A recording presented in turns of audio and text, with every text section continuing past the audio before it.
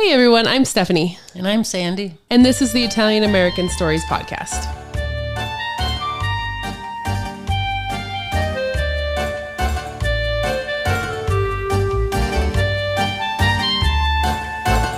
All right, well, we're back again. Yeah, second week. We're on a roll now. Yeah. Hopefully we can keep it going. I don't plan on any more moves or... Oh, and the other thing too, I forgot to mention this the last podcast. I broke my laptop. That's right. Yeah, I don't know why we didn't talk about that. But that was another big reason why we couldn't record for a while. I just dropped it and it landed on the part of the charger and fried the motherboard, and so I had to set it in and get it fixed and just got it back. So we should be good to go now. Yeah, but hopefully no more accidents. No more accidents, yeah. And that was also during the move too. So it was like easy to just throw the laptop wherever. But yeah, so Mom and I just got back in from outside and we're at my new house. And yeah, it's feeling good outside. It's spring-like. It is. It was like 40 degrees at like 6 o'clock this morning, and starting to... Flowers are blooming. Flowers, yep, exactly. The new house that my husband and I bought, it has like a garden window in the kitchen or something. Right. Is that what it's called? I think so. I think so, yeah. And so that'll be kind of fun because I want to get like little rosemary and basil plants and stuff. Yeah, a lot of herbs up there. Yeah. It'll look cute. It'll look so cute. And I think that's like the perfect... It has enough sun and so... The window even opens on it. It does. Yeah. I've been leaving it open because it's so nice with the weather and stuff. Right. Just have a little breeze come through the house. So cute. But yep. All right. Well, today's story is a pretty well-known story, especially in the true crime world. So if you listen to true crime podcasts, those kind of things, you've probably heard of this story. And so we're going to talk about the life and tragic murder of Kitty Genovese. And while she was tragically murdered, there were some changes that happened in our country because of her tragic end. And of course, we're going to talk, about the crime and that situation. But I also want to talk about the life of Kitty and her family and kind of bring in the Italian Americanness of it. So amidst all the sadness. Yeah. So like I said, before, kind of like to do the unknown stories, that I feel like are just lost in newspapers. Yeah, and you're good at finding. Yeah, and so this one's a little bit more well known, but I think it's an important story to tell. So also I'm going to try not lose my voice too much. I've been fighting this It's probably going on 6 weeks. I know, and it's my body feels fine, but I just have this I start losing my voice and my throat has a tickle and I have no idea what it is, but so if my voice gets a little scratchy. And I can't get you to go to see the doctor. I know. She keeps telling me to go to the doctor and I'm like, it's fine. But yeah, so maybe if I lose my voice during the podcast, I'll go. All right. So Kitty Genovese, she was born Catherine Susan Genovese on July 7th, 1935 in Brooklyn, New York. And her parents were Vincent Andronelli Genovese and Rachel Mildred or Marie. I saw where her middle name is either Mildred or Marie Giordano. And both her parents were born in New York City, but their parents came over from Italy. So Kitty's grandparents were immigrants from Italy. And Kitty, she was the oldest of 5 children. Her younger siblings were Vincent, Susan, Bill, and Frank. The family, they lived in a brownstone located at 29 St. John's Place in Park Slope, which is a Brooklyn neighborhood. And I had to look up a brownstone. I was just going to ask you. Yeah, I wasn't sure what that was. And what I found off the internet is it's just basically rows of townhomes that are built out of bricks or sandstone type material. And this neighborhood at that time had a lot of Italian American families living there. And Kitty's father, Vincent, he started his own business and it was called the Bay Ridge Coat and Apron Supply Company. And he supplied coats and aprons to businesses. So I'm assuming maybe like restaurants and those kind of things. So yeah, that's kind of different coats and aprons. Yeah, I know. Because it's like, is it like a chef's coat? Yeah. Because coats and aprons could be 2 different things. Right. So there's a meaning for coats that I'm not aware of. And so his business, it was actually really successful, and her mother, Rachel, was a homemaker. So Kitty and her family, they went to St. Augustine Church, and Kitty, she was actually baptized there. And during her teenage years, her family, they basically described Kitty as having a sunny disposition and that she was self-assured beyond her years. Yeah. So that's kind of cool way to describe her. Her younger brother, Bill, he said that Kitty seemed to know about everything. He said that he was a curious kid and asked a lot of questions, and Kitty would always take the time to answer them. And so she went to an all-girls high school called Prospect Heights in Brooklyn. And when Kitty graduated from high school, she was voted as the class cut-up. And she just seemed to have like such a great, fun personality. Like, you know, even her parents described her as sunny. So, and some of her high school classmates referred to her as, she's quite a gal, you know. That was like a quote in the yearbook. Such a different type of, you know, speech. We just don't say those kind of things anymore. And in the yearbook, they also talked about her and described her as always doing things for a laugh. And then somebody was asked, like, if you could describe Kitty, how would you describe her? And this person said, like, going swimming in the snow. I know, right? I wonder where that came from. I don't know. Just kind of like, I think she would just do off things to make people laugh, sort of, you know. While she was in high school, she really liked politics and she liked debating. And she also loved Latin music and dancing. And her brother said she was like a Renaissance woman. She was interested in all different types of subjects. Oh, okay. Because, I mean, those are pretty, you know, politics and debating and Latin music and dancing. Everything. Yeah, those are pretty varied topics. Later on in 2015, actually, Kitty's brother, he would interview one of Kitty's classmates from her high school for the documentary that he creates called Witness. And the classmate said that Kitty was a blast and super smart. She added, though, that Kitty really had no desire to go to college or to even get straight A's because they were just all cut-ups. So just out having a good time. And so they would play hooky at the beach or at the park across from their high school. And this classmate said that everyone loved Kitty and that she had an enormous following in school. She said to be in Kitty's clique was a big deal. Wow. So you wanted to be friends with Kitty Genovese. Yeah. Sound like she kind of got involved in everything. Involved in all sorts of topics and, you know, just kind of friends with everybody, sort of. Yeah. She was really witty, too. And I guess she had a knack for mimicking their high school teachers, especially the French teacher. So she mimicked the French teacher a lot, I guess. In 1954, after her graduation, her parents decided to move out of Brooklyn and they moved to New Canaan, which is a suburb in Connecticut. And the reason for the move, it's actually sad and ironic considering what happens later. Her mother, Rachel, actually witnessed a murder on the streets of Brooklyn. And so, yeah, I guess it was a stabbing and it just really freaked her mother out. And at that point she was done and she just wanted to move her family to a safer area, more of like a suburb kind of thing instead of more in the city. So, Kitty, however, she refused to go. She loved living in the city. And like I said, she was already graduated from high school. And she loved her lifestyle in the city. She was working as a barmaid and her patrons loved her, which, you know, she had this fun personality. Right. So, you know, that I can just imagine a bartender with that kind of a personality, make jokes with you. And she so made a lot of tips. Oh, I'm sure she did. Yeah. But her parents were really upset about this and they just wanted her to move with them. But like I said, she was 18. She was establishing her life and the siblings were a lot younger than her. So, you know, she's graduated, she's got friends and it's easier to move kids, you know, kind of when they're younger. So, but she would come visit the family on the weekends. Even though she loved living in the city. Her younger brother, Vince, said that he knew she loved coming to her family's home on the weekends. And he said that he believed she found an inner peace when she spent the weekends with us in the Connecticut. Oh, that's nice. Yeah, that's still good. Doing her own thing, but still involved in family. Exactly. And then, you know, go back to your family and just have that like, oh, I can just relax a little bit. Mm-hmm. So, Bill, Kitty's other brother, and her were really close. And like I said earlier, even though there was a large gap between them and Kitty at this point was only seeing them on the weekends, he just remembers them having a lot of fun together. I guess they would go on drives in her red Fiat and stay up late talking. Fiat, wow. I know.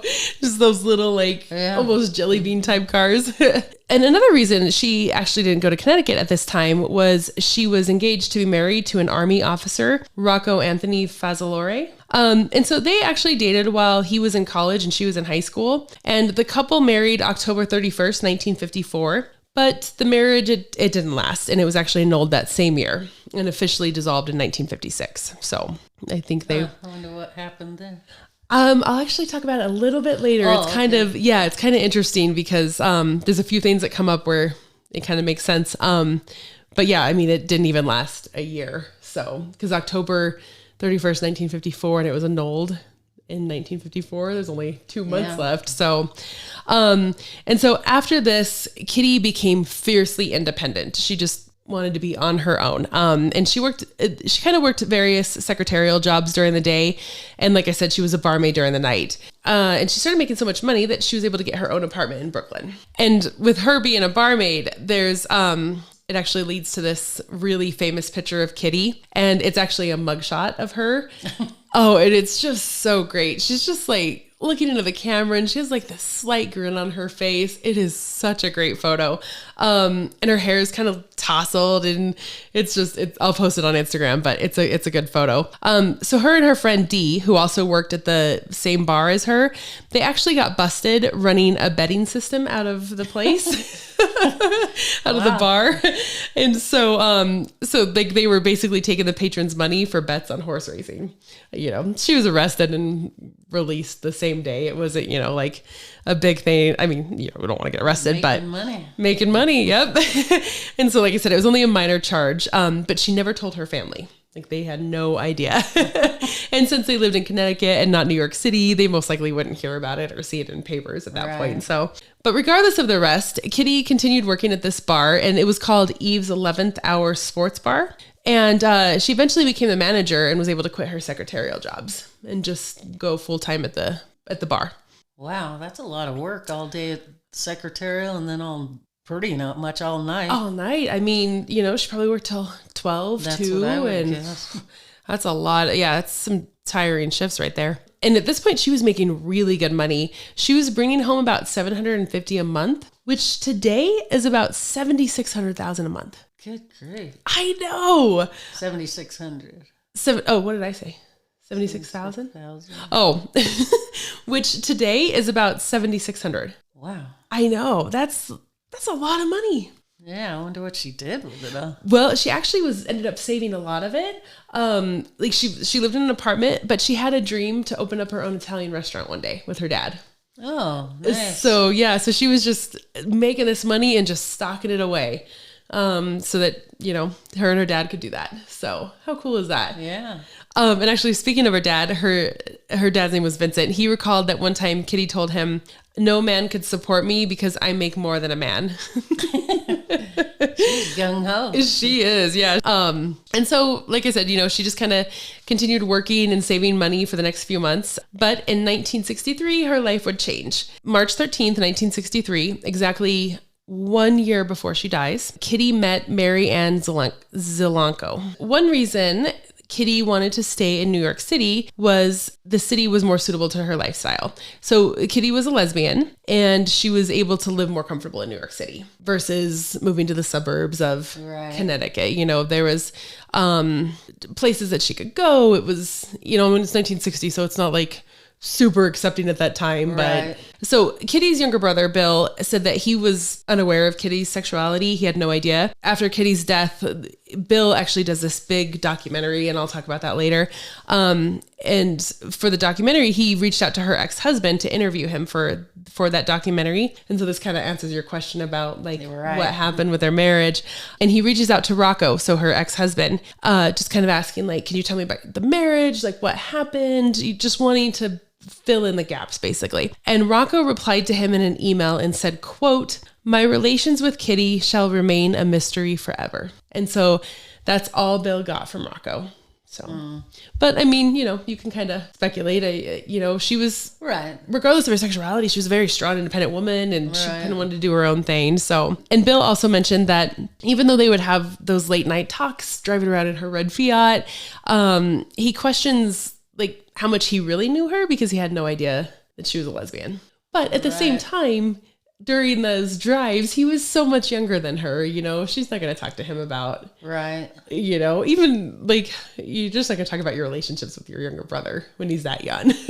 Right. So, because you said that there was a big gap. Big gap. Yeah, I think he was maybe a freshman in high school. So, yeah, so there's a pretty good one. And the regulars at the bar, they actually told Bill as well that they all knew she was a lesbian, and they all called Kitty just one of the boys, and that she loved to goof off. So, like we were talking about earlier, I think she was just able to find more acceptance in the city. Right. So makes sense. And Bill, he actually interviewed two of the regulars who would go to the bar, and their names were Walter and Victor. And, you know, of course, he interviews them way later on in 2015. So they were a lot older. And Walter, he was this short little stout guy who was balding and wore glasses. But man, he was such a character. He wore a necklace with some sort of saint medallion on it. I couldn't tell what it was. And he was talking with Bill and answering his questions. And while he's answering the questions, he's just stirring his drink with his finger. Wow. I know. I was like, oh boy. And so Bill asked the two guys, you know, how popular was the bar? And Walter said that there would be people waiting outside for the bar to open at 8 a.m. Good grief. I know.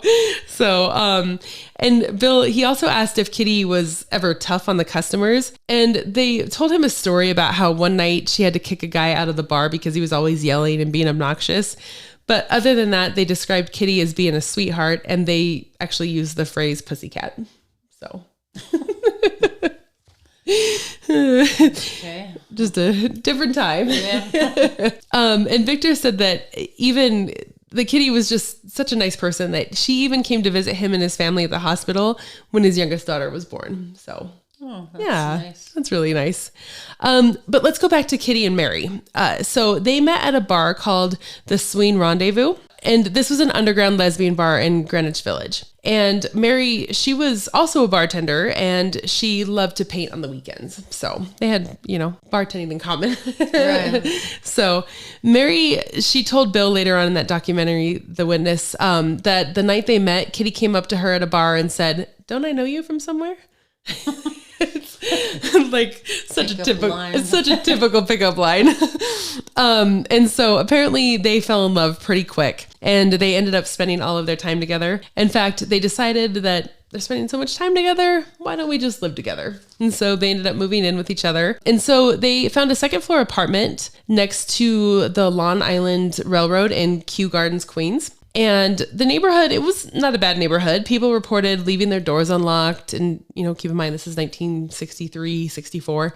And just kind of having daily talks with the neighbors. The one complaint that the neighbors did have in that area was that the noise, it could get kind of noisy because there was a pub called Bailey's Pub right down the road. You know, 2 a.m. when patrons are leaving, it could get a little loud. So, and a lot of the people that were living in the area were actually Holocaust survivors who were just kind of trying to rebuild their lives, and also had a major distrust of authority figures.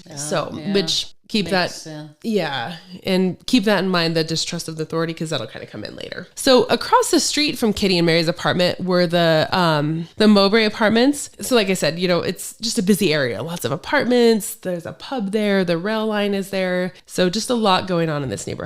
And so a lot of the neighbors in the area said that they saw Mary and Kitty coming and going from their apartment, and that they were always pleasant. But of course, they just thought the two were roommates. So, you know, because they're going to probably live in secret during that time. And Kitty and Mary, they both love to read crime novels. So they were kind of true crime fanatics, I guess you could say.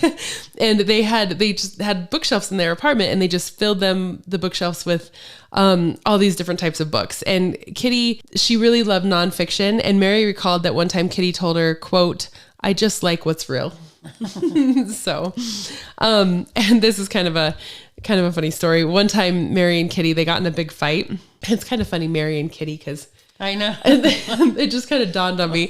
So my mom's grandma, her name was Mary, and she had a sister named Kitty. So it's kind of funny when I'm saying these names. Right. It's kind of who I'm picturing. Especially Kitty, because you don't hear that. You don't hear that a whole lot. Yeah, exactly. And so, so one time Mary and Kitty, they got in a fight, and Kitty decided to buy Mary a mini poodle to make amends, which is just skip right over flowers and chocolates and let's go to a puppy. And so they had a neighbor who his name was Carl Ross, and he owned a pet store, and that's where she actually got the puppy. And Kitty's last name was Ross at one time. Yes, exactly. Kitty's last name was Ross. Strange names coming in there. That's really strange connections. How funny is that? So, Kitty and Mary, they seem to have a pretty good life together. And Mary, she did tell Bill that, like I said earlier, that she really fell in love with Kitty pretty fast, but she wasn't sure how much Kitty loved her. She always kind of questioned that. So, they weren't only together a year or two.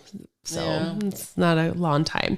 And she said that Kitty really struggled with her sexuality, but believed that Kitty would overcome that in the future, although unfortunately she doesn't get the chance. And so Mary and Kitty, they would actually go visit her family in Connecticut on the weekends. Mary would go with her.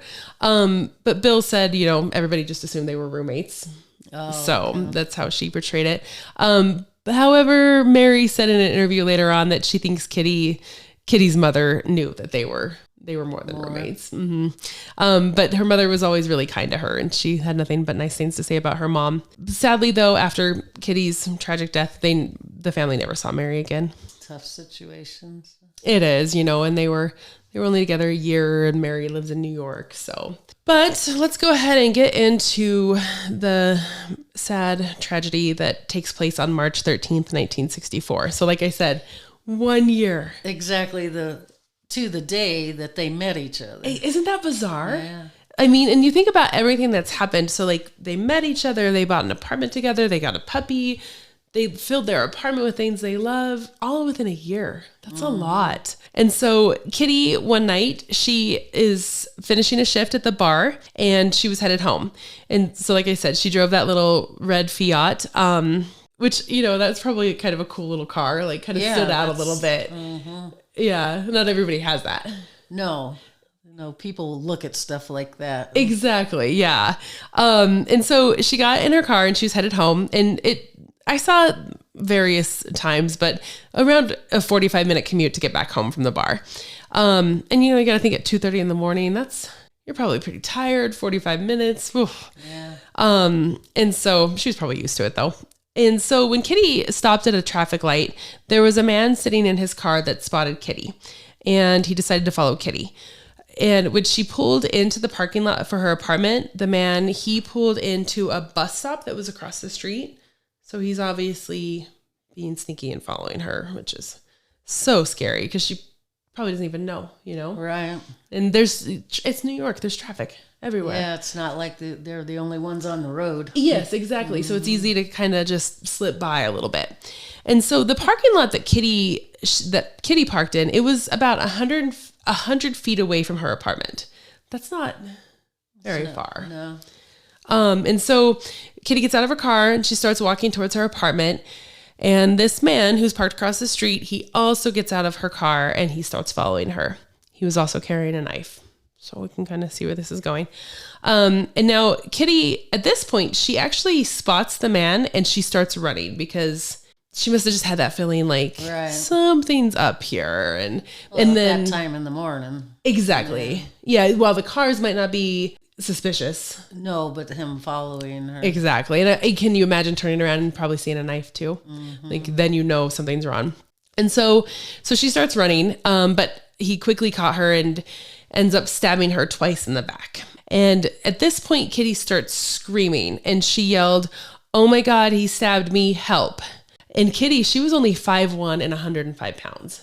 So, she's just a tiny little thing. And the man who stabbed her, and we'll get into who that was in a little bit, he later told the police, "I could run much faster than she could, and I jumped on her back and stabbed her several times." So, he was just waiting to find somebody. He was. Yep. And so a nearby neighbor, Robert Moser, he heard Kitty screaming, and he looked out the window and saw the struggle and yelled, "Leave that girl alone." And this actually scared Kitty's attacker off, and he ran back to his car and drove off. So Kitty kind of got up and slowly staggered into an alleyway behind her apartment. At this point, you've got to think she's probably dazed and a little confused, not really sure what's going on. And bleeding. Exactly, becoming disoriented and all of that. And so she does eventually make her way back around to her apartment door, but she ends up collapsing right outside of it. And she was just too weak to unlock and open the door. And so she's like right outside that apartment door entrance to where like she would walk up the stairs to her door. And so she's right there. I see yeah. Sadly though, she can't get in. And about 10 minutes later, the man who attacked her comes back and he followed the blood trail where Kitty staggered back until he found her. Creepy. How brazen is that? Yeah, you're scared off by a man. To be gone 10 minutes too, that's a long time. But this time, he had enough time to think about it because he was wearing a hat to disguise his appearance. And he later told police that he just had a feeling that the man would go back to sleep. So that's why he just waited a few minutes and then returned. Oh. Yeah, sadly, he wasn't wrong. Yeah, that's strange. That guy just hollers and doesn't even go check on her. Exactly. Yeah. And I mean, maybe he didn't know that there was the whole knife and stabbing part, but still, there was a obvious struggle going on. Mm-hmm. It's just like, make sure she's okay.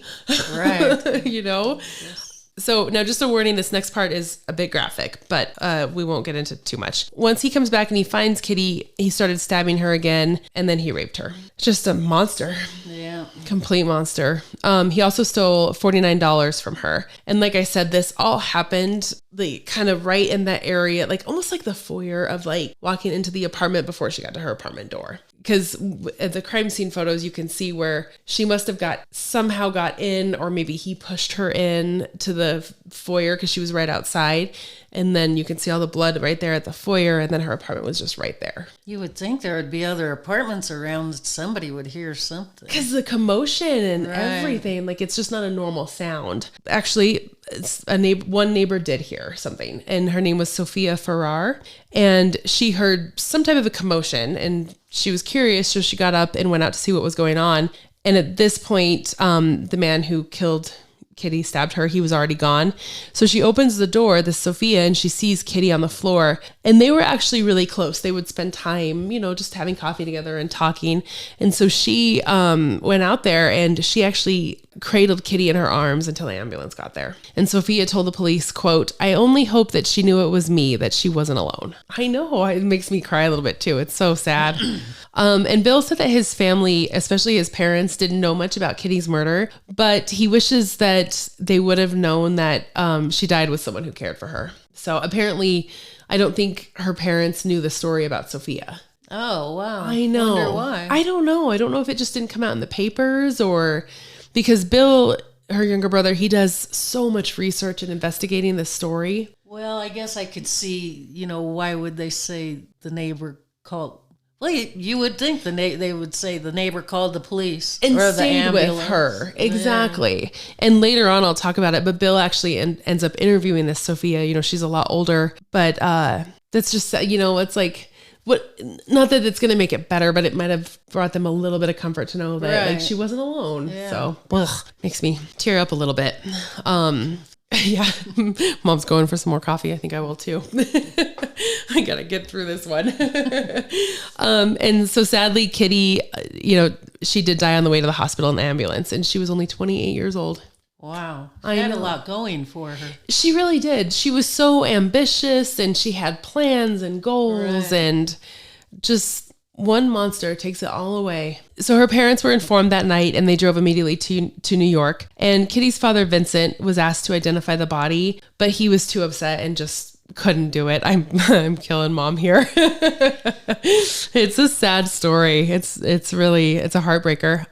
And so I read in one place that Vincent's brother identified the body, but I also saw in another article that Mary actually identified the body. It actually might have been both. Mary does become aware of what happened, and so they might have had Mary identify, but then they might have wanted an actual blood family member to identify. So actually, I have in my notes right here that I think Mary identified the body that night, but then family identified it a day or so later. So. Yeah, they probably did have to have a relative. Which makes sense, Mary, she was actually taken to the police station that night and said that she was questioned for 6 hours. Like I said, this is 1964, so homosexuality, it was actually still considered a crime in New York. Yeah, that's true. Yeah, so, she was probably I can't even imagine the emotions going through her, Kitty just died, and she's probably scared, what's going to happen to me, and am I going to get arrested for this? I think she was kind of quiet about their relationship, but the police, they quickly figured out that Kitty and Mary were a couple, and they just continue to question Mary about their relationship, which I get. You always want to, question the people that are closest to the victim, right. But you have to wonder, like, is there a different sort of agenda kind of going on with their questioning? And it's 1964. Yeah, this is such a taboo subject, But the police, they eventually determined that Mary had nothing to do with the murder. But Mary, she noticed afterwards that people in her community started avoiding her and treating her differently because, of course, this all comes out in the papers. Right. So it's just sad. I mean, can you imagine, Mary has these neighbors who she talks to and says hi, and she loses Kitty, and now they don't talk to her as much. Yeah, everything was fine until they learned something that exactly where it's they like, don't know how to deal with. Yes, exactly. And it's like they weren't hurting anybody; they're just doing their thing. And for Mary, she was a lot more open about it, her sexuality, than Kitty was, and she actually came out to her parents when she was 15. But then she ran away. So I'm assuming that, her parents were not supportive of it. But I think she was just more open about it than Kitty was. And so this was probably a big slam to her where, like, once again, people are not accepting this. So, and in fact, Mary was discussed in the upcoming trial. And also she was discussed by the police. And they referred to Mary as Kitty's just friend and roommate. And their reasoning for this, which I understand why the police are doing this, but still, it's they were worried. And the lawyers, they were worried that if the jury found out about the relationship, they might give the killer a lighter sentence. Good grief. That just blows my mind. Well, like you said, it was against the law back then. Exactly. Yeah. And so regardless, they might have looked at Kitty's sexuality and then it's just somehow justified that, well, whatever. Yeah, he doesn't need life in prison. We'll just give him 20 years or whatever. But just a different time. It's crazy. And like I said, I understand why the police referred to Mary as her friend or her roommate, because they were probably trying to protect their case. Mm-hmm. But it's just such a sad reality. Right. It's crazy. And so, of course, understandably, the Genovese family, they were destroyed by this news.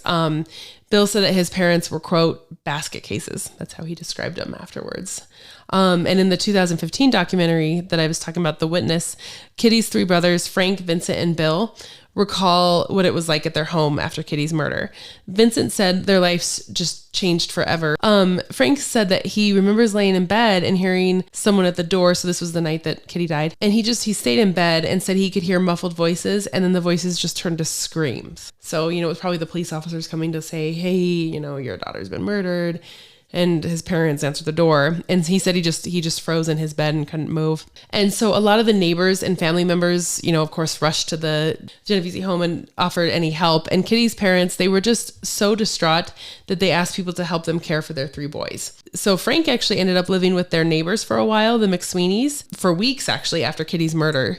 And Frank, he actually didn't even attend the funeral. Wow. I know. I don't know. I think Frank, don't quote me on this, but I think he was the youngest. So I don't know if they just thought it would be best just because there's a lot of media around this, a lot of, news reporting and stuff like that, maybe just to keep him out of it. Yeah, that makes sense if he was that young. Yeah. And, there's just so much drama around this. And sadly, their mother, and she ended up having a stroke a year after Kitty's murder. And then their father had a stroke a few years later at the age of 59. You got to wonder how much this played into that. Oh, I'm sure. Yeah. The stress. Yep.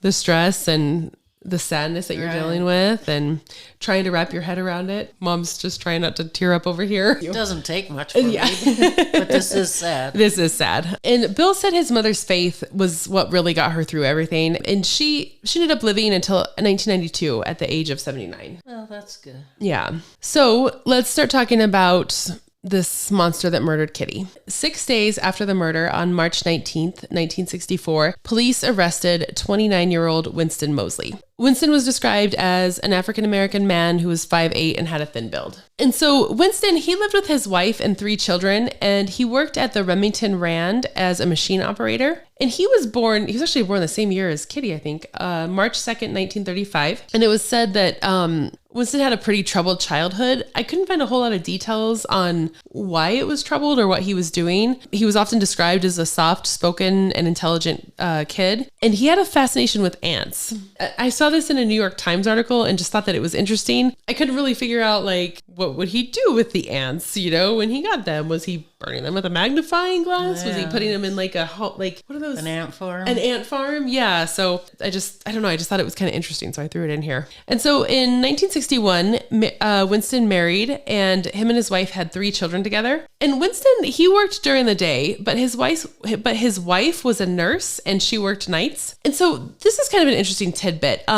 His mother lived with them, and she would watch the children at night, which of course is strange because Winston's home. He works during the day. But as we learn, he was not at home all the time. Yeah, roaming around all the time? Yes, he's out roaming around at night. And so he moved his mother in because it was convenient for him. His wife worked nights, and then she could watch the kids and he could go do whatever he wanted. Obviously, he used this opportunity to prowl the streets. He was not on the police's radar at all because he had no criminal record. But that doesn't mean he wasn't committing crimes. He just wasn't getting caught. Correct. Yeah. So, which is really scary. And so the night of the murder, Kitty's murder, one of the neighbors reported seeing an unfamiliar white car in the area. Well, Winston, he actually drove a white car. It was a Chevy Corvair. And this is actually ultimately what busts him, because 6 days after the murder, someone spotted Winston carrying a television set out to his car. So it was a different neighborhood. Winston walks into a home, gets a television, and just starts walking out. And the neighbor is like, that's not who lives there, and calls the police. The police catch up to Winston and start interviewing and talking, and they notice that this is the white car, a Chevy Corvair, start interviewing him and have enough evidence to arrest him. The police actually end up charging Winston with murder, and the trial was set to start June 8th, 1964. So he ends up admitting, what he did after interviewing with the police for a while, which is, he cracked pretty quick. Well, that's good though. It is. Yeah. At least, it didn't they could have held him for the burglary or robbery or whatever, right. But at least they were able to figure that out. And at first he pled guilty, but then later on he changed his plea to not guilty due to insanity. And like I said, he ended up confessing, and he described in great detail what happened that night, and his confession, it lined up with the crime scene and the evidence. So they were, because a lot of people will just confess to crimes who don't do it, but they have certain things that are not right, but he had everything right. And he said that his motive was to, quote, kill a woman. Yeah, he was just out waiting around. Yep, exactly. He spotted her. And actually that same interview, he actually ended up confessing to raping and murdering 2 other women. Oh my goodness. Yeah. That's how much of a actual criminal prowling the streets this man was. He just never got caught. And think about if they wouldn't have busted him walking out with that TV in the middle of the day, I wonder how long it would have been, or if they would have even ever caught him. What did his mother think he was doing out at night? I know. I don't why didn't she question that? Did he lie to her and tell her, I have another job? But you think that would have got back to the wife. Right. I don't know. And he also ends up confessing to more than 30 burglaries. So he was out at full force at night, and apparently sometimes during the day, because that's how he gets busted. Right. But not, like I said, not even on the police radar, because he never got caught. And so after he was arrested, he underwent a psychiatric evaluation, and he was diagnosed with multiple mental disorders. They were disorders like psychological disturbances, issues with women and sex. However, he was proven to be sane by a state psychiatrist. So he stood trial. That's good. That's good. Yeah, exactly. His trial actually lasted 3 days. And on June 11th, 1964, the jury came back with a guilty verdict. And Winston, he was also given the death penalty. There's some justice there, but it gets a little crazy. So hang in there because it just takes some turns here. And the judge of the trial, he actually told the court, I don't believe in capital punishment, but when I see a monster like this, I wouldn't hesitate to pull the switch myself. Ooh.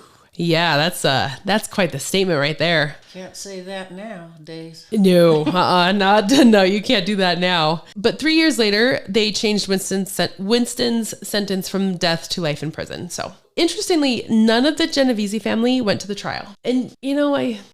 Do you want to go through all that? Yeah, and see this guy and hear, and then sometimes during trials they put up pictures of the crime scene and they just drag things out, of people's life, sometimes the victim's life, and drag them through the mud a little bit, and they don't need to hear all that. So Bill, her younger brother, he said that they tried to protect their family from the publicity, especially their mom. Like it was really hard. They would actually hide newspaper articles from her. So she probably didn't know a lot of details of what happened. No, I'm sure she didn't. And, maybe because she didn't want to, but can you imagine them like going through the newspaper and pulling out like pages that have Kitty on it? So Winston was incarcerated at the Clinton Correctional Facility in New York. It's like I was saying earlier, let's take some twists. I was hoping that would be the end of Winston. He would stay in jail for a while, but I ran across this. In 1968, Winston hurt himself, I'm going to put that in quotes, in prison. I don't know if it was just an accident,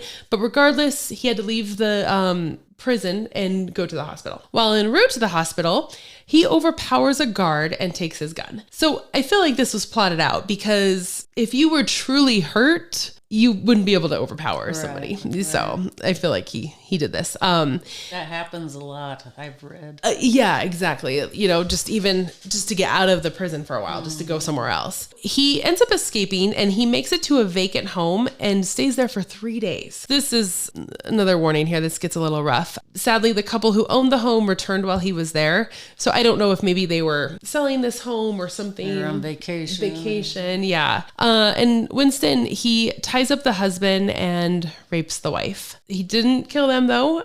He then steals their car and then flees to another home where he held a mother and a daughter hostage for a few hours. Good grief. I know. It's just like, this was a whole... Can you imagine what the Genovese family was feeling during this time? This guy is out in the world again. So they kind of figure out where Winston is, and FBI comes. This one agent and Winston, they were basically in a standoff, pointing their guns at each other at one point. Because remember, he stole the guard's gun. And so Winston ultimately let the family go, put his gun down, and turned himself in. And he was on the loose for like 4 days. And the FBI agent, I remember seeing in some documentary that he was talking about, he was like, it was one of the most intense moments I've ever had. He was, because Winston doesn't really have anything to lose. And so didn't know where it was going to go. But so because of all of this, he was sentenced to 2 more 15-year sentences on top of his life sentence. Crazy, right? Yeah, this is crazy. It's just like, oh my gosh. So while in prison, Winston, he actually attains a college degree in sociology. And he said attaining this degree helped him realize how horrible his crimes were. So I guess there's that. But then he turns around and he says he writes a letter to the Buffalo News, and he said, quote, "It is never too late to try to make amends. So should the day come when I am released from prison." He thinks he's getting released? What the heck? "And I pray to God that day will come. I will do all in my power to atone for my sins of my past." Wow. Like, what makes you think you're getting out? Right. You have a life sentence and then 30 years on top of that. Ugh. And so this is kind of a theme with him. He continually works on getting released from prison. During his parole hearings, he would advocate to be released by saying things like anger and grief over a friend's death caused him to murder Kitty. You gotta be like, people lose people every day and they don't go out and murder anybody. He also said, and this infuriates me to no end, he says, quote, "For a victim outside, it's a 1 time or 1 hour or 1 minute affair. But for the person who's caught, it's forever." Wow. And he's saying this to the parole board to try to get out. I'm speechless. That's okay. Yeah. I didn't make her suffer very long. Yes, but I am suffering for the rest of my life. She only suffered for a little while. Wow, what a warped mind. The warped mind is the perfect way to put it. Ugh, it makes me sick. He even said in a letter that he wrote, he actually writes a letter to the Genovese family.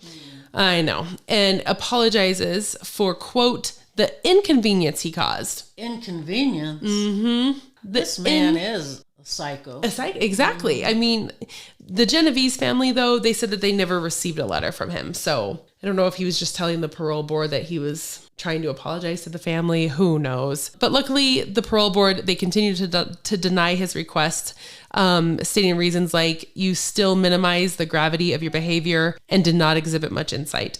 That's putting it nicely. Right. And so this parole board denied him 18 times. 18 times? My goodness. Who does he think he is? I know. He's just convinced himself that... Yeah.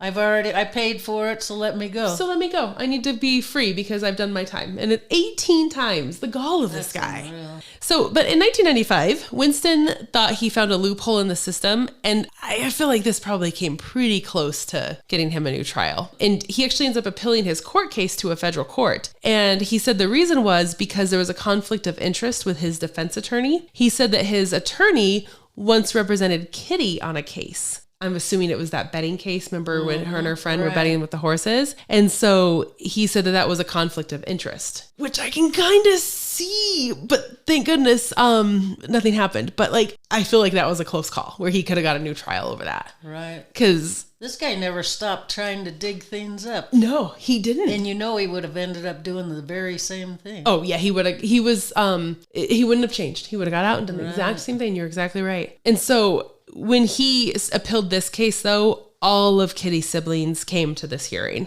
and attended. And probably because they might have felt the same way that we did. Like, oh, shoot, this is not good. Like, this could be a bad thing. And so all of the siblings, they testified on the hardship that the family has gone through. Kitty's little sister, Susan, said that she could not stop staring at Winston during the trial or during the hearing. And it was the first time that the family had actually seen Winston in person. So Susan said, quote, "I don't know if it's sick or therapeutic, but I really can't keep my eyes off of him." So, I mean... Well, I can understand that. Me too. All the thoughts going through your head. Yeah.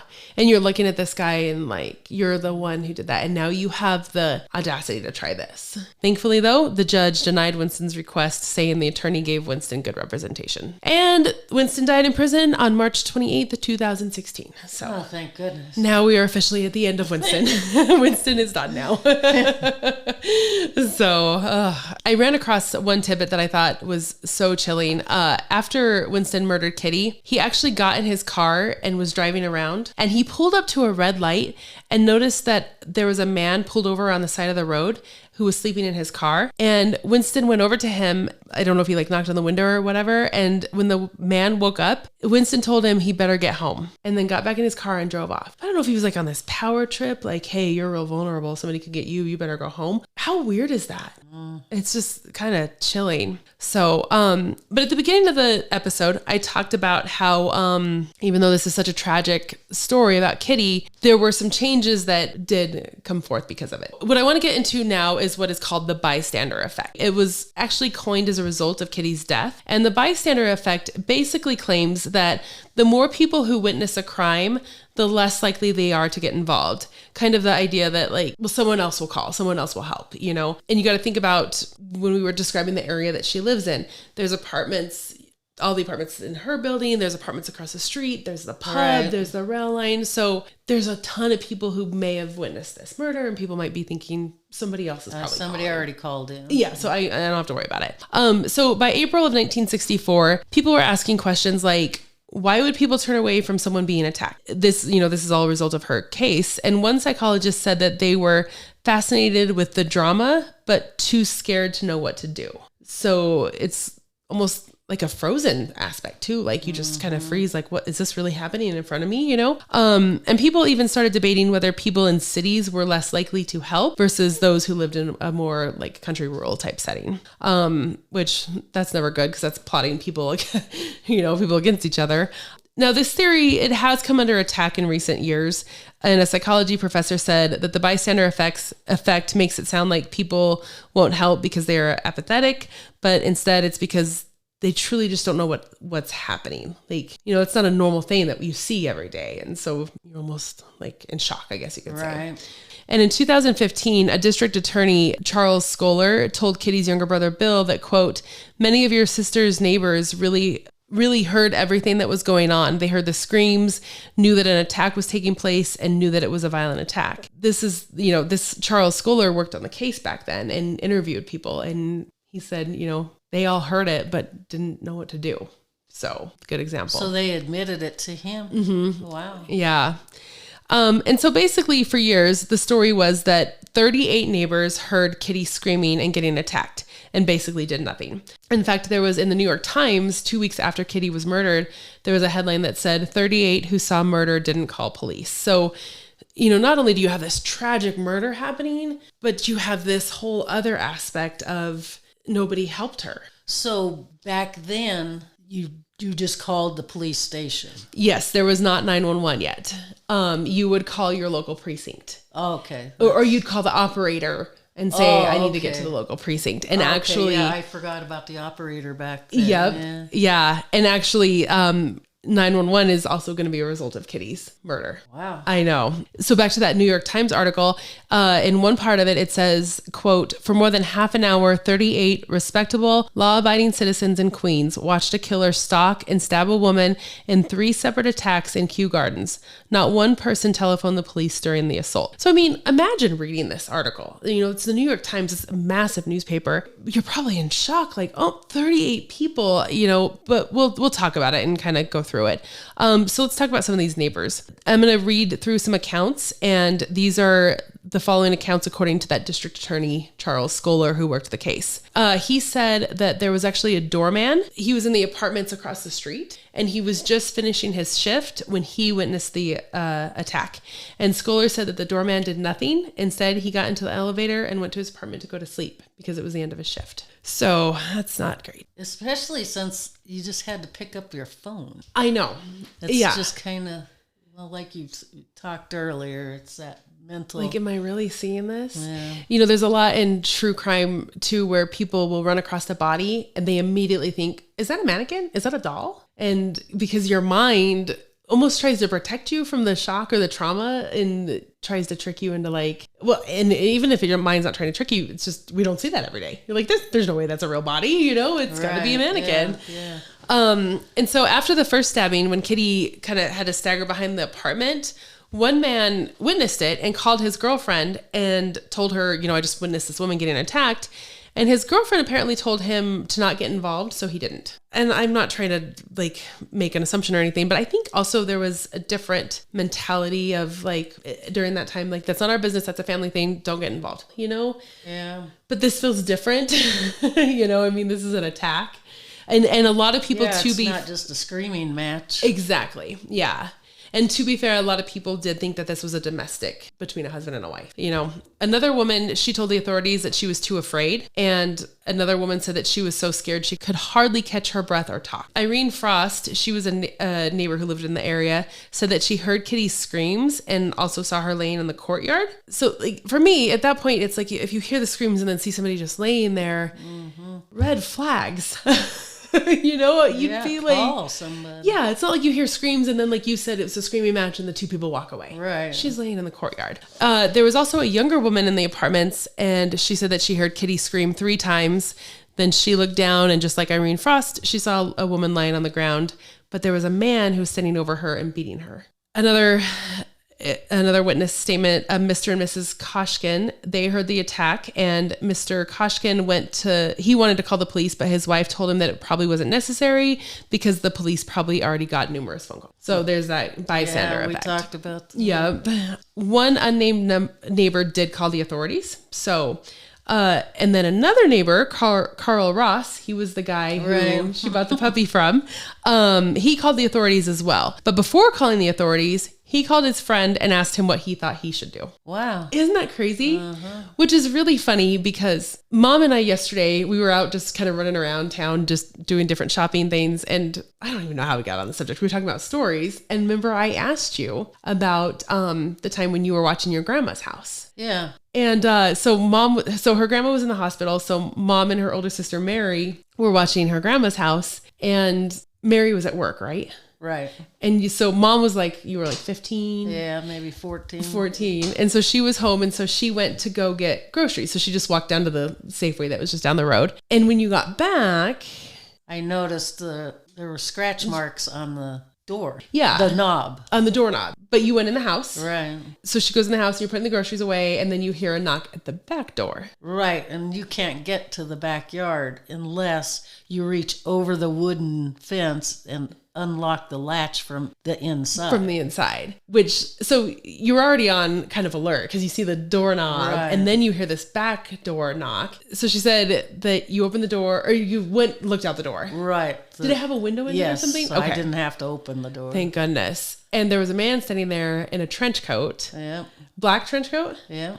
and he had his hands in his pocket. Oh, so scary. But kind of staying with that whole bystander effect. So mom basically, I don't know, you just like told the guy to go away, or He asked a question about who lived next door or the name of the people that lived next door. That's right. And I just shrugged my shoulders and shook my head, and he took off out the gate. and he took off. Well, at the same time, the phone starts ringing. Right. And this is like 1972. 72. No cell phones. So phone's ringing, this weird guy's at the back door. So mom answers the phone and it's your, Yeah, it's my dad. yeah. And what does he say? He's asking me, is somebody at the door? And I'm like, yeah, what? Blah, blah, blah. You know, I tell him, and he says, I'm on my way.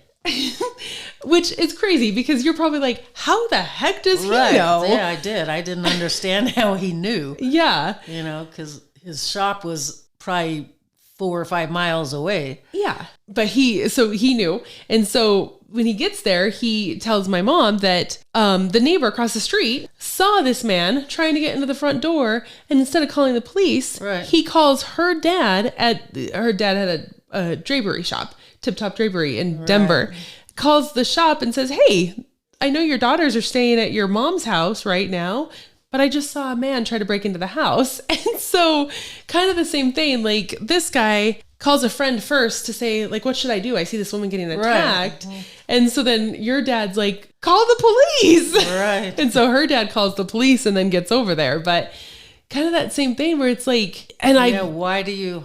I never did understand that. like what goes through people's head? Like, oh my gosh, I know there's 2 young girls staying at that house across the street. I'm just going to call their dad and let him know somebody's trying to break into the house. Right. And then what if he saw you come back from the grocery store and try to get into the house? I'm sure he did, because he probably was watching the house from then on. Yeah, he should have opened the door and be like, Sandra, get over here. There's somebody who might be in Instead the of house. letting me go in. Well, I called her dad. Her dad will take care of it. Yeah. It's just, kind of just, I guess I haven't been in that situation. Exactly. Because he calls his friend to say, what should I do? Yeah, and then his friend's like, bystander effect. call the police. So the night of Kitty's attack, police interviewed 38 people who's, like I said that they heard Kitty's screams but were unsure what was happening. And one officer stated that if they had been called right after the first attack happened, they may have been able to save her life. Yeah, because there was 10 minutes, Yeah. and this is New York City, so there's probably officers pretty close. Exactly. Yes, where they could get to her quickly. Or the guy would have seen the police, Yes. and not when he did come back. Exactly. Maybe see cars or hear sirens and it's like, oh, okay, I'm out of here. Now, in recent years, a lot of this has been debunked. So in 2007, there was a study that said there was really no evidence that 38 people ignored Kitty's screams. They looked at the apartment and determined that not everyone could hear or see the 2 separate attacks. And when they looked over the police reports, many people didn't actually think that it was an attack, but instead thought it was a domestic dispute or drunk people leaving Bailey's bar. So, I don't know if a lot of that was just fabricated in the newspapers, adding more drama onto more drama. So, and another thing that they discovered was that one of the first stabs actually punctured Kitty's lung. So she couldn't scream. She couldn't scream. So screaming would have been impossible, which kind of answers the question that you had earlier. And I was wondering too, how did Mary not hear Kitty? Right. Because Mary was probably, when your spouse or your significant other is out of the house, but they're coming back, you kind of always have that like, they should be aware. here. Yeah. And so I always kind of wondered that, but because it was not far from their front door. And actually even Charles Scholar himself later on admitted that only 6 witnesses actually truly saw what happened. So why did they make that up? I don't know if it was Or they just assumed everybody saw. Oh, there's 38 apartments here. 38 people must have seen this. And, maybe somebody said, well, I thought I heard a scream. So they counted that as a witness. Where you're just waking up out of a dead sleep and you're like, what was that? Maybe somebody leaving the bar and you go back to sleep. But then it says he admitted. Yes. That. So yeah, I don't really understand why it was fabricated back then. I know it's really weird. Some of the witnesses more witnesses did call the police than what was originally thought. Robert Moser, the guy who yelled out the window at him. Yeah. He actually did call the police too, but that was not reported until way later. Oh, so that kind of debunks the guy saying if somebody would have called the police, we could have saved her life. Exactly. But they did know. They did know because he called right after that because he's the one who first saw the first attack and yelled out the window.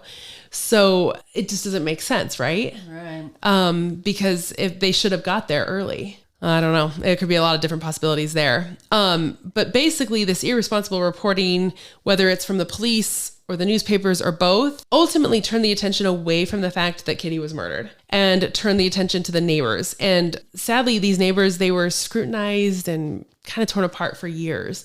And you got to think about that poor Robert Moser. He's like, I did call the police, right. And so... At what level of... did they put this threat to? Exactly. Saying, oh, they're probably drunks from Bailey's bar. Oh, we can deal with that one a little bit later. Yeah, exactly. Well, what level did they? Yes. And maybe the people who even called was like, I think it might be a couple out there fighting, you know, and true. They're not truly describing what's happening because maybe they don't know. Ultimately, this kind of gets us to the 911 system that we have today in America. And so another reason that was mentioned for why the authorities were not immediately called was how frustrating it was at this point in time to actually call the police department. At the time and before Kitty's murder, there was no 911 system.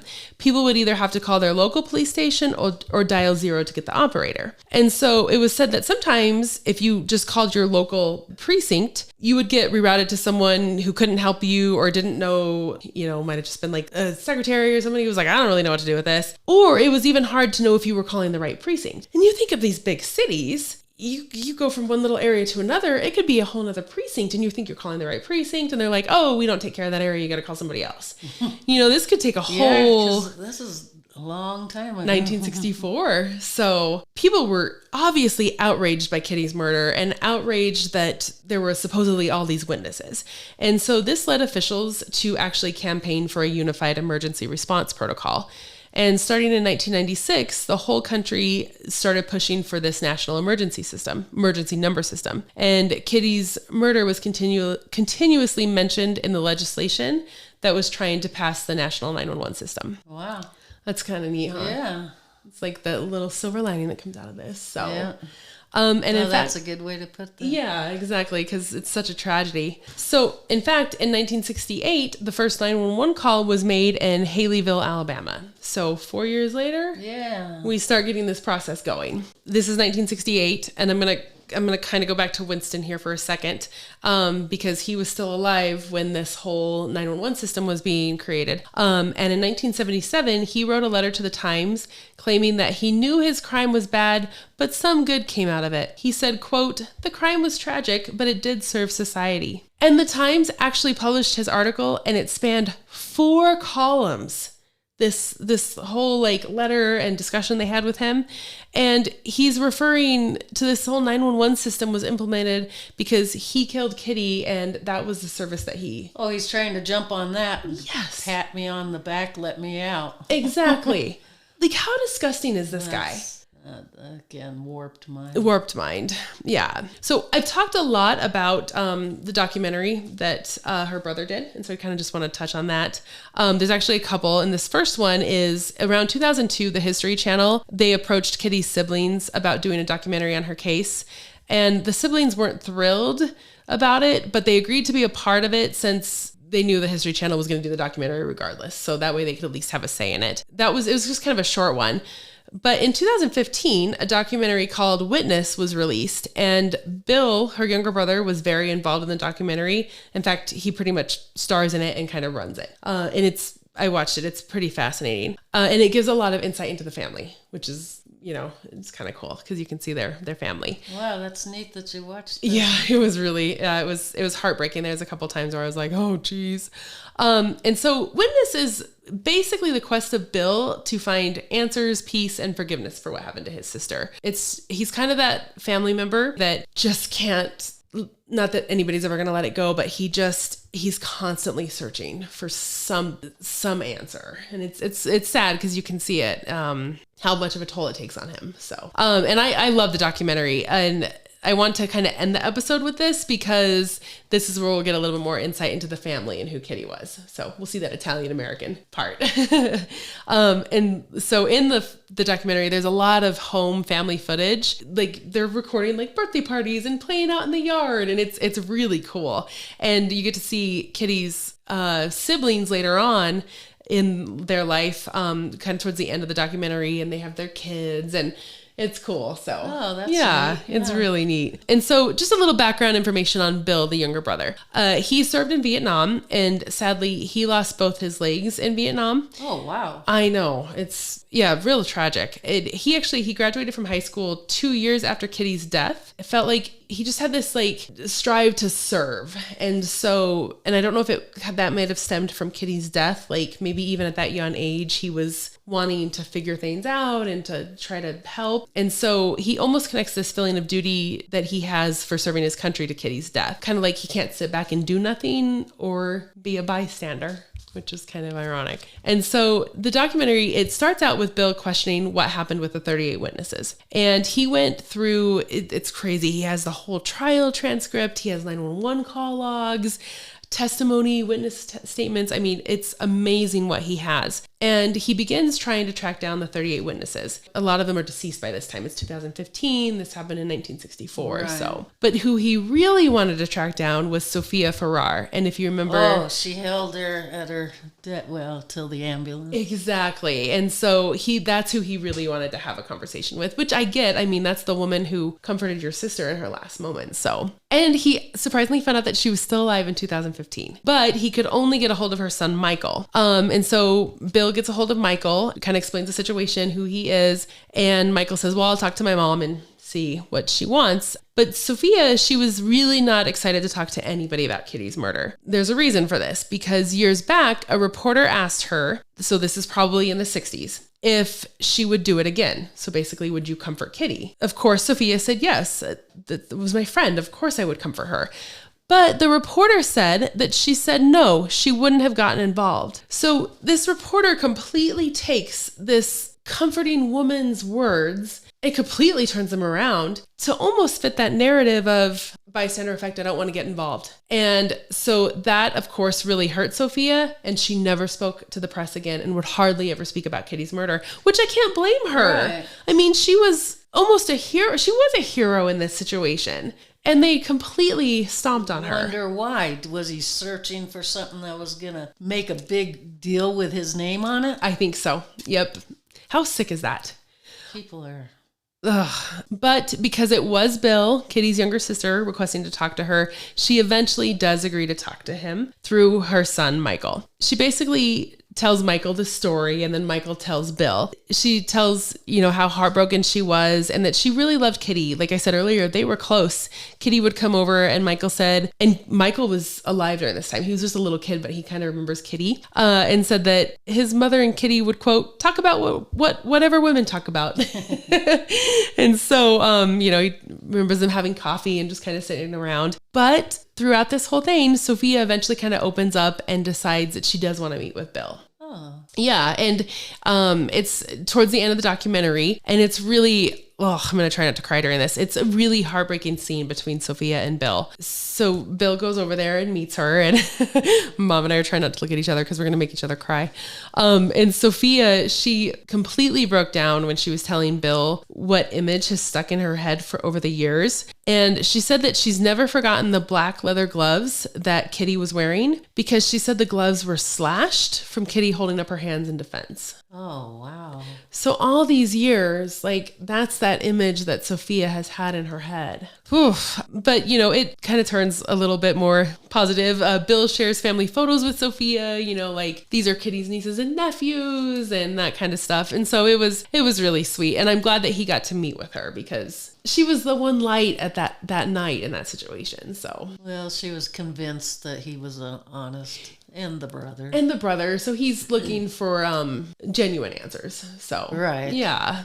Not to expose her to some other and trash her Lie. name. Exactly. Yeah. And so Bill, during this documentary, he also meets with Marianne Zelenko, and she agreed to the interview, but she didn't want to be on camera. So you can only hear her voice during the interview. And the two, they start out discussing the night of the murder. And Bill asked Mary if she heard anything that night. So he kind of had the same question I think you and I did. Like, could you hear anything? And Mary said she has trouble remembering that night because she's blocked so much of it out of her mind, which, gosh, you can't blame her. I mean, Right.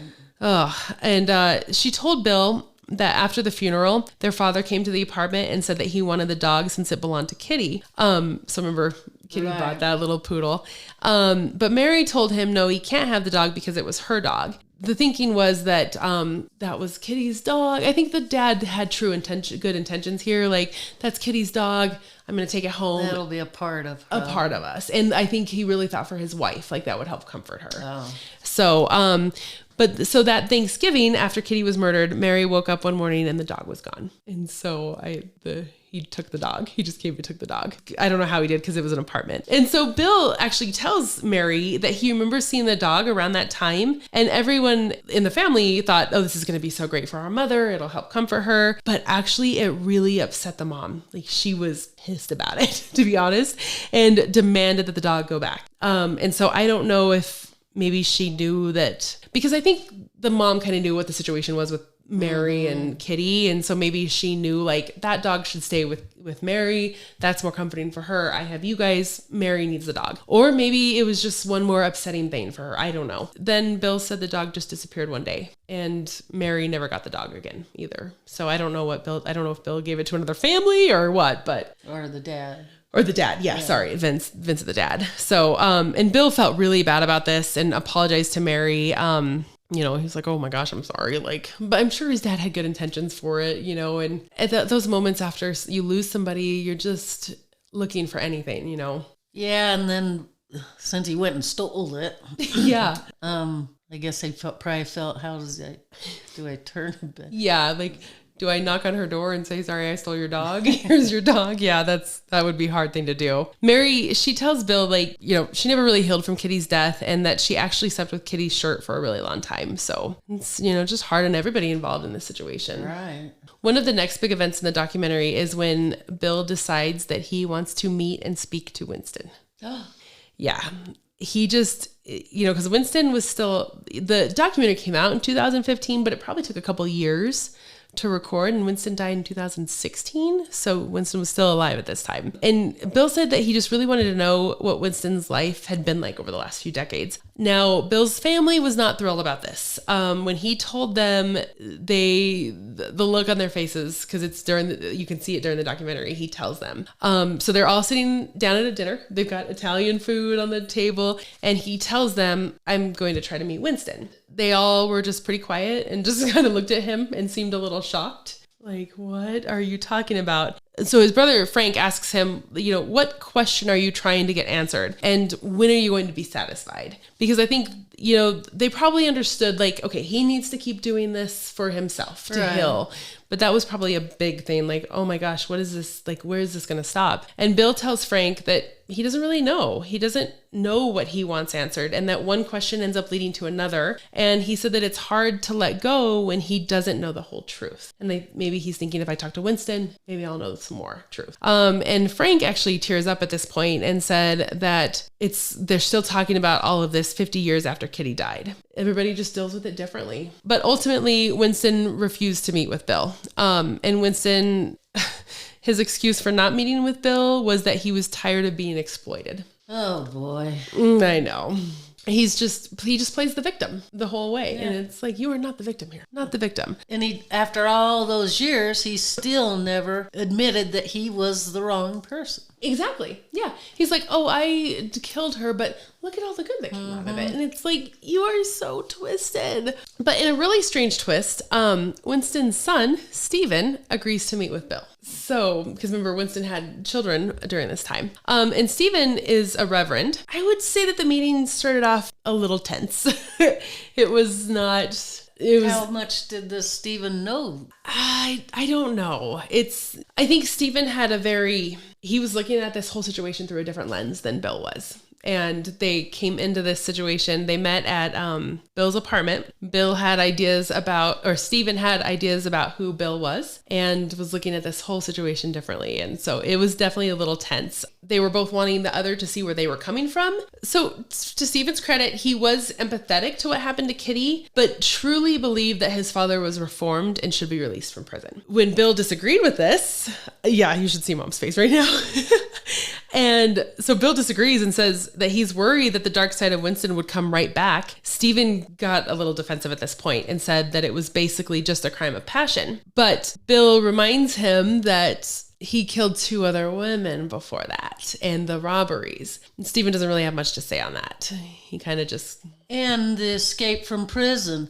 Oh, and yeah. what else if he didn't get caught? What else would he have done? Right. Exactly. And not admitting that he's the guilty person. Exactly. Like he can't admit that. And so, like I said, it was definitely tense. So Stephen says that Kitty used racial slurs and that's why Winston killed her. But again, Bill reminds him that he followed her out of her car. They didn't have a conversation. So then there's this whole like Italian aspect to it. So Stephen and some of his family also feared meeting with Bill because of the Genovese name. The name is associated with the mafia. There's a whole Genovese crime family. And so his family was telling him like, you're going to go over there and you're going to get murdered. And so Stephen was like, I was so scared to come over here. But Bill assured him that his family it's a different family branch, different family than that family. It has nothing to do with that. The meeting, towards the end, it wasn't as tense. They kind of seemed to understand each other and were a little bit more cordial towards one another. I think they still very much saw the situation differently, especially how they viewed Winston. I'm not really sure what Bill got out of that other than frustration, which you can't blame him. I mean, that's terrible. I'm assuming Stephen went and spoke with his father and, went and met with his father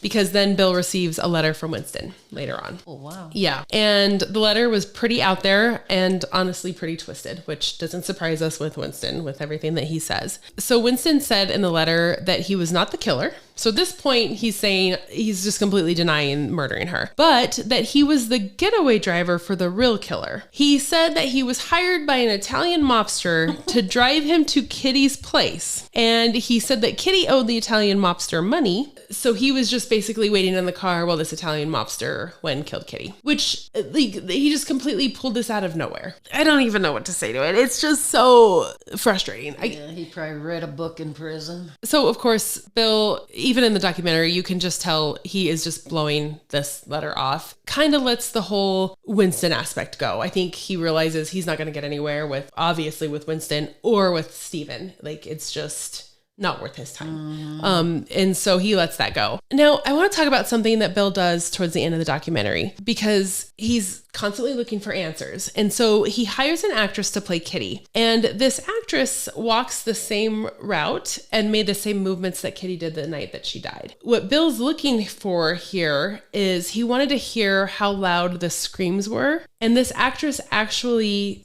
walks and stops at the different places where Kitty was attacked and screams. And this is in the middle of the night. It's a very strange scene to witness. He can't let go. He can't. I think what gets him is, what if she could have been saved? What if somebody could have heard? And so they did warn the neighbors living in the area that they were going to do this so that people weren't calling 911. And so like they were putting up posters and giving flyers to the neighbors and stuff. He eventually just completely breaks down in tears because you have to imagine he's watching this woman who kind of looks like Kitty walk the same route, scream in the same spots. It was sad to watch and honestly a little odd, but you know what? If it helps Bill Hill. I was just going to say, maybe that's what he needed to break down. Because he does. He truly breaks down at the end and the actress comes over and hugs him. Then I guess that's all that matters, I mean, if it helps him, then who are we to say? We haven't been in that situation. So now at the end of the documentary, it was all about the Genovese family. They were having a Memorial Day get together and there were so many family members there. They were eating and just enjoying each other's company. They were telling stories about the past. And Bill told a great story about Kitty that I want to end on. So one time when he was younger and they were having a family dinner, he didn't want to eat all of his spaghetti, so he's this young kid. He's probably like, I don't want to eat anymore, la. And so Kitty went over to him and jokingly dumped his plate of spaghetti all over his head. So That's cute. yeah. But yeah, at the end of the documentary, it's great because they're showing family photos and they're having this big dinner. And a lot of the younger girls are named Kitty, or their middle name's Kitty. So Did he seem better? he did seem better. Yeah. He seemed, I think, almost just like maybe expressing it and getting it out and putting it into some creative sort of mode helped him a little bit. So yeah. Well, that's quite the story. Yeah, I know, right? Yeah, that was really good. It's an amazing. sad. Yeah. But that 911 came out of it. Yeah. And I think an understanding of how people react to situations, whether you're a witness or you hear something. And I think that there's a strong lesson in there on the media and what's being reported. And, Right. it's such a tragic story, an interesting one. And I think one that needs to be told. She was an Italian American, and, her family was this strong Italian American family who loved each other and worked hard to get ahead. And, with the whole 911 thing, I think it's an important story to tell. So, Yeah, it was. yeah. Well, we hope you enjoyed listening to the sad story of Kitty Genovese, and we hope you come back to listen to more stories about Italian Americans. See you next time. See you next time.